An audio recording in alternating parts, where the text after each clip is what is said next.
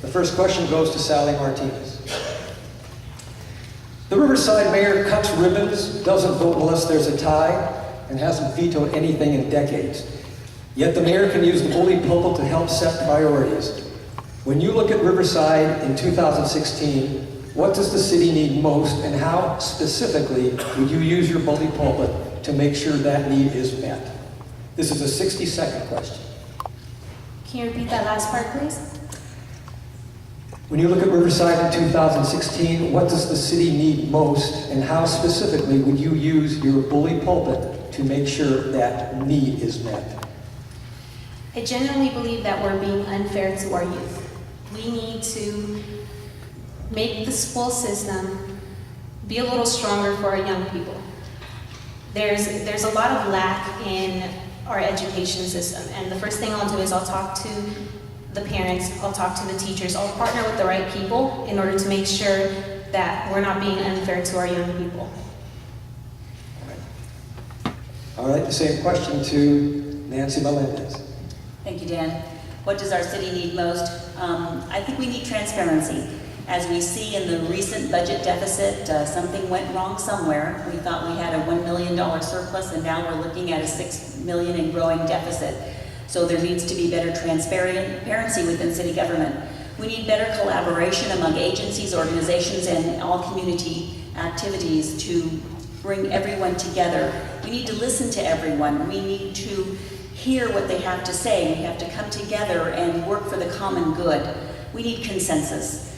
You're not always going to get everything that you want, so we need to be able to come together to work out solutions for the greater good. And that, I think, is a prime concern of the mayor. Thank you. Just to clarify, Ms. Melendez, specifically, how do you achieve this kind of transparency you're talking about? What's not being done now? I believe that there were not enough intermittent checks and balances on the budget. We expected more revenue than we gained, and we had more expenses than we anticipated. So the budget, therefore, is falling into a deficit. So if we have greater checks and balances, if we're not a mid-year, but perhaps we have quarterly reviews and more often so that we know what's going on. Thank you. Ms. Maria.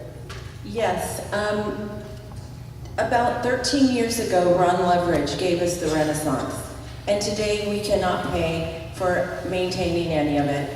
Rusty Bailey wanted to give us a billion-dollar trolley. Again, who is going to pay for that? I really thought long and hard about this. If I were mayor, what would I do? The only thing that any mayor in that position right now could do would be to try to cut and balance that budget and not raise utility rates. Thank you very much. Mayor Bailey. Well, first of all, I don't believe in being a bully, so I would step back and say that my leadership style, as I mentioned before, is one of servant leadership, and that I have in the past built consensus and created collaborations such as a tech hire, Smart Riverside Tech Hire initiative that brought together universities, college, private sector, and nonprofits to ensure that we have a pipeline of quality jobs. So that would be my answer, that the most important thing in the long run for our city is to have a diverse portfolio of quality jobs for our residents. There are 80,000 unfilled IT or tech jobs in the state of California now. There are 1 million in the country. And so we have gotten together around a table, as I've done in the past, with things like the Education Roundtable, and have come up with some solutions so that we can expedite the skills and training necessary to get our residents into those jobs in a faster time period.